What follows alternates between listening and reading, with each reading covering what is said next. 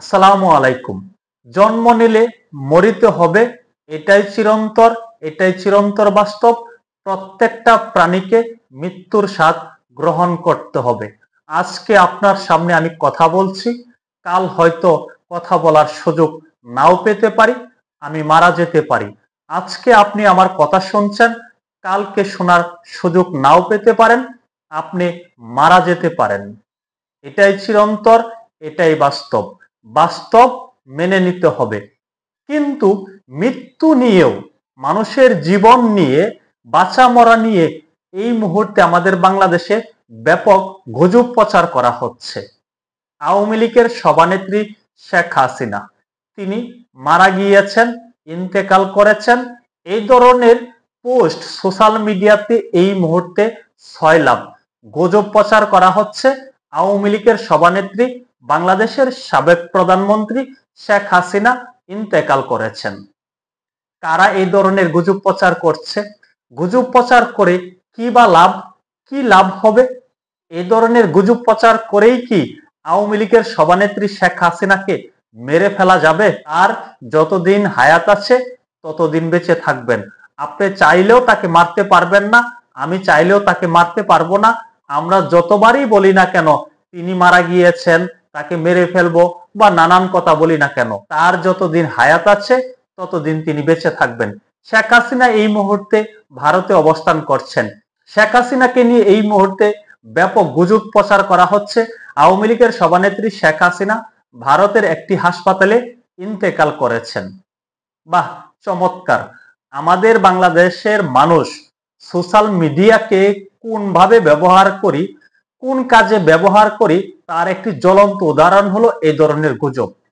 এখন পর্যন্ত আওয়ামী লীগের কোনো বিশ্বস্ত সূত্র, আওয়ামী লীগের কোনো নেতা বা আওয়ামী লীগের সভানেত্রী শেখ হাসিনার পরিবারের পক্ষ থেকে কি জানানো হয়েছে তিনি ইন্তেকাল করেছেন? তবে কেন এই অপপ্রচারটা করা হচ্ছে? যারা এই ধরনের অপপ্রচার করছেন তাদেরকে একটা কথা বলবো, আপনি এই ধরনের অপপ্রচার করছেন, কালকে আপনাকে নিয়ে এই ধরনের অপপ্রচার করা হবে, আপনার পরিবারকে নিয়ে অপপ্রচার করা হবে, বলা হবে আপনার বাবা ইন্তেকাল করেছেন, বলা হবে আপনি মারা গেছেন। এ ধরনের গুজব আপনাকে নিয়ে প্রচার করা হবে। আওয়ামী লীগের সভানেত্রী শেখ হাসিনা, তার প্রতি আপনার আমার অনেক ক্ষোভ থাকতে পারে, কিন্তু জীবিত মানুষকে মৃত বলে প্রচার করা, এটা যে গুনাহের কাজ, এটা কি আমরা জানি না? আমরা জেনে বুঝে পাপ কাজে লিপ্ত হচ্ছি, জীবিত মানুষকে মৃত বলে ঘোষণা করছি। যারা সোশ্যাল মিডিয়াতে এই ধরনের প্রচার করছেন তাদেরকে বলবো, এইভাবে গুজব প্রচার করে আর বাংলাদেশকে অস্থিতিশীল করার চেষ্টা করবেন না। গুজব প্রচার করে সোশ্যাল মিডিয়াকে মানুষের কাছে প্রশ্নবিদ্ধ করবেন না। সোশ্যাল মিডিয়াতে যেমন গুজব প্রচার হয়, তেমনি অনেক ভালো ভালো খবর প্রচার হয়, অনেক জানার অনেক কিছু থাকে সোশ্যাল মিডিয়া থেকে। সোশ্যাল মিডিয়ার কল্যাণে আমরা অনেক কিছু জানতে পারি। সোশ্যাল মিডিয়ার কল্যাণে সারা পৃথিবী এখন আমাদের হাতের মুঠোয়।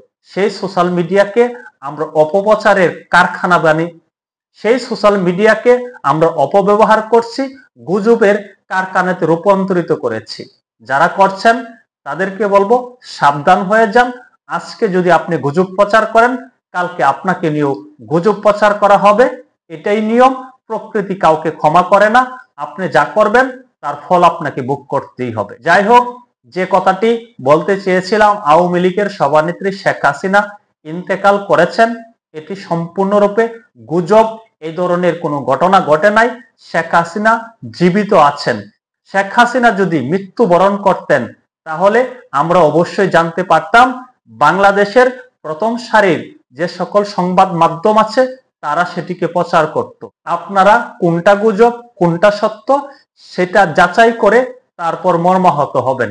এর আগে মর্মাহত বা অতি উৎসাহী হওয়ার কোনো কিছুই নাই।